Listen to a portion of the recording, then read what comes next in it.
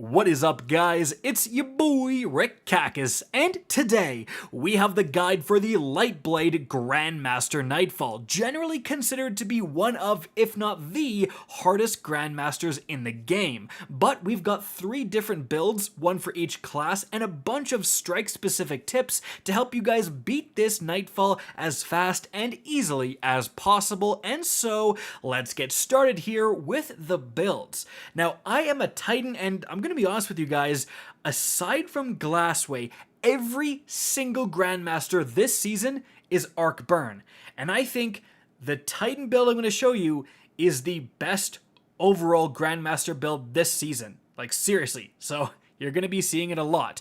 Now, I'm going to be a Striker Titan, Towering Barricade, Seismic Strike for the movement, then we want Storm Grenades. Importantly, we're combining that with Touch of Thunder so they roam around the map, and then we've got Knockout. Then for the fragments, we have Spark of Magnitude, then we've got Spark of Shock, Spark of Ions, and lastly, Spark of Recharge.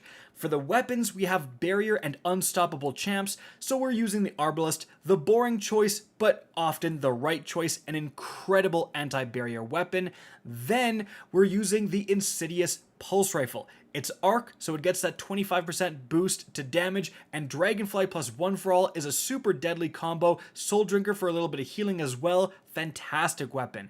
And then we're using the Storm Chaser, one of the best linear fusions in the entire game, and it's really going to benefit from that increase to arc damage. This thing is going to be hitting hard if you have a good roll.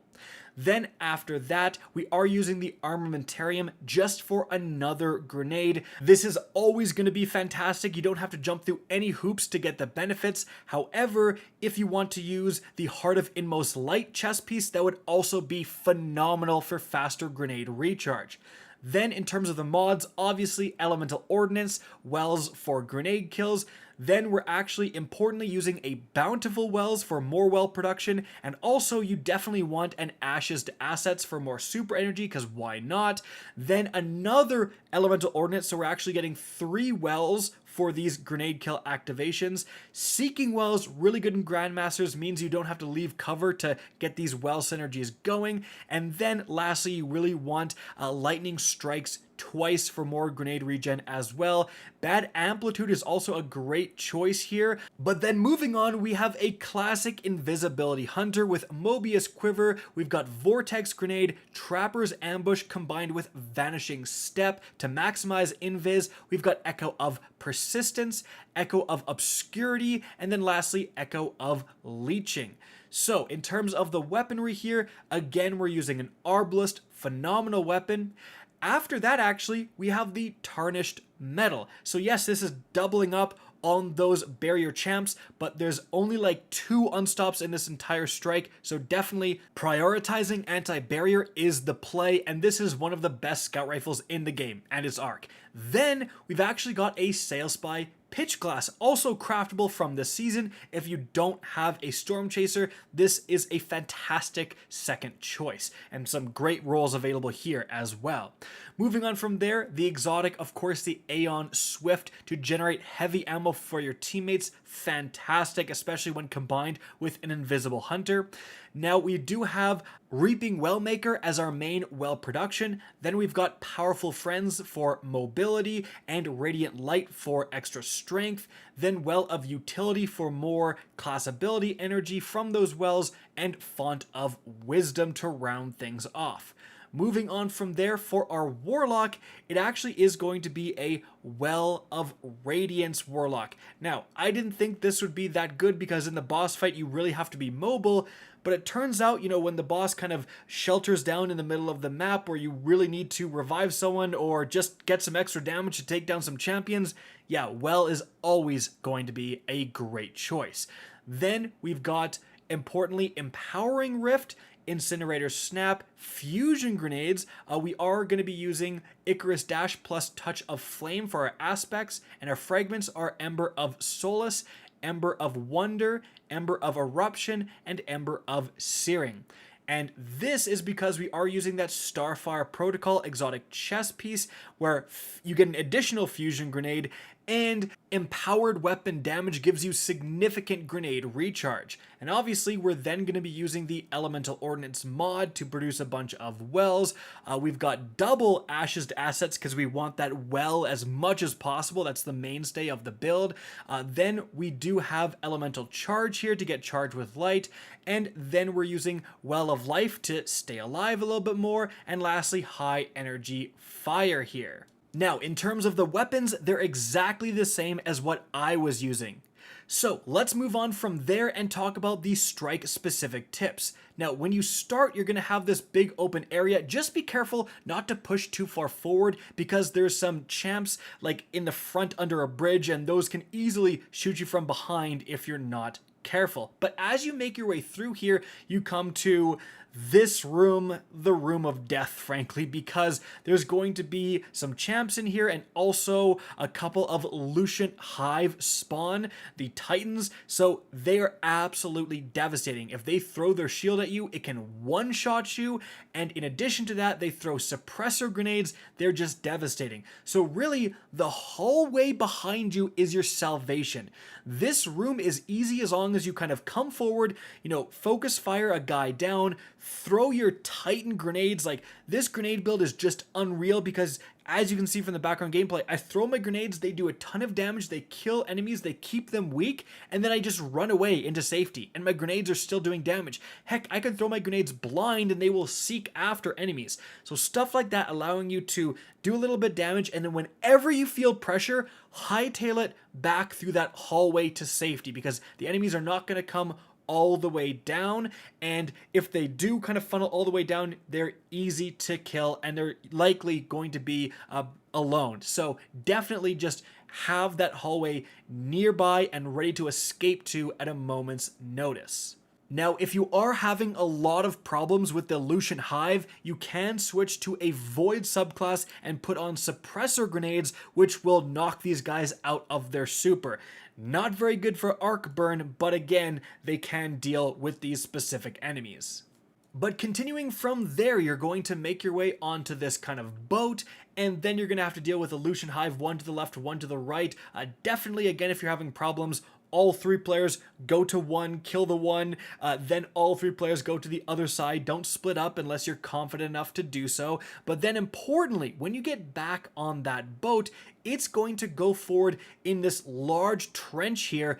You do not have to stay on this boat. As you can see, you can easily just jump up to a bridge. Take your time, slowly jump across at your own pace. And at the end, there's going to be a teleporter that opens up and you can just go through a portal and get to where you need to go. You don't need to stay on this boat and take a bunch of damage and be pressured by adds at a rate that you don't want. So again, get off if things are getting hairy. But moving on from there, a bunch of thralls are going to jump on the boat. Again, if you have the Titan grenade build, literally no problem. After that, guys, we have this very interesting section where you're supposed to make your way from lantern to lantern to lantern. However, if you have an invis hunter especially, what you can do is what you see him do and then I try to replicate to show you guys, you can hug this right wall. And as long as you're far enough right, nothing shoots you, nothing aggroes you. There's like one group of those moths that I think you can see right here that kind of aggro you. If you can deal with those, again, the rest of the time, it's slow going, but it's unbelievably safe, especially, again, if you have the option to go invisible if you are in a little bit of trouble. So you can do that, send one person forward to hug that right wall, especially if they're invisible, and it might take a little bit longer, but it's pretty much guaranteed success rate. Then you're finally going to find your first and pretty much your last of the unstoppable champion here. And then once you get to this ridgeline here, definitely do not jump down. Throw your grenades, use your long-range weapons, and just deal with all these big, huge enemies from this ridgeline. Nothing can come up to get you except for there are a few screebs that do jump up, as you can see, but if you're being careful, you can actually shoot them before they even do jump up, and they're pretty easy to deal with when they do, but again, you don't want to push it and go too far forward. So once you've killed everything from the safety of this ridgeline, finally you do want to go forward. You're going to have to put a little bit of damage into the boss to make him go away, and then you're going to enter the boss fight, which is by far the hardest part of this Nightfall. So the key here is just to keep moving. You do not want to be stationary whenever the boss is roaming around, because he is just going to track you and follow you, and he is going to try to melee you. He can shoot you, but he's not happy with shooting you, right? Like, he is going to walk forward towards you, chase after you while shooting you. So his goal is to melee you. Keep that in mind, and as long as you're jumping from like side to side, you're constantly moving, you really can avoid this boss pretty much entirely. The hard part is dealing with the rest of the adds and the champions as you're moving.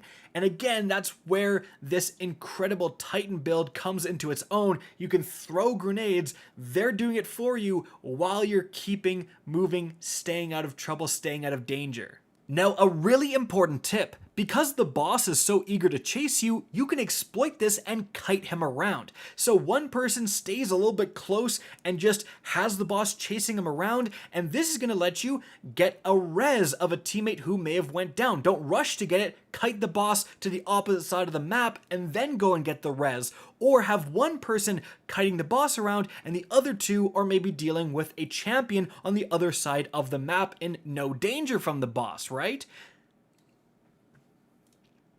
Now, speaking of champions, you actually know when they're going to spawn based on the boss's health. So it's broken up into thirds. The first third of health, nothing is really going to happen. Then when you get rid of it entirely, the boss is going to shelter up, spawn a Lucian Hive and a couple of disciples, take care of them, and then as soon as you do, 2 champions are going to spawn, 2 barrier champions.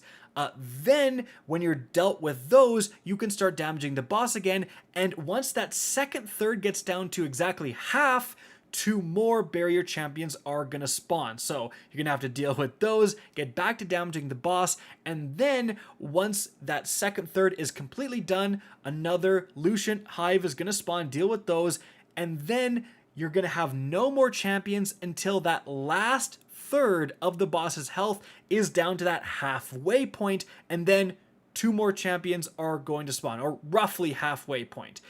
Deal with them, and then after that, right after the champions have spawned, when the last third of his health is going, you can melt him, and then no more champions are going to spawn. Now, admittedly, that is a lot going on, but again, the key is movement. What you don't want is to be dealing with a champion and then suddenly the boss is behind you and you're dead.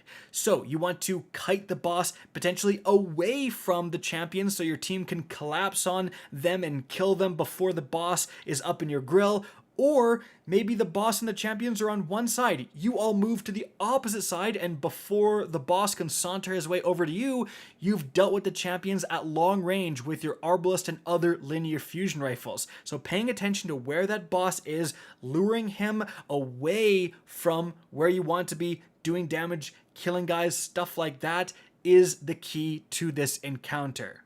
And so guys, that is it for the video. I hope you enjoyed and found this informative. If you did, please remember to help me out by simply rating and especially sharing this video.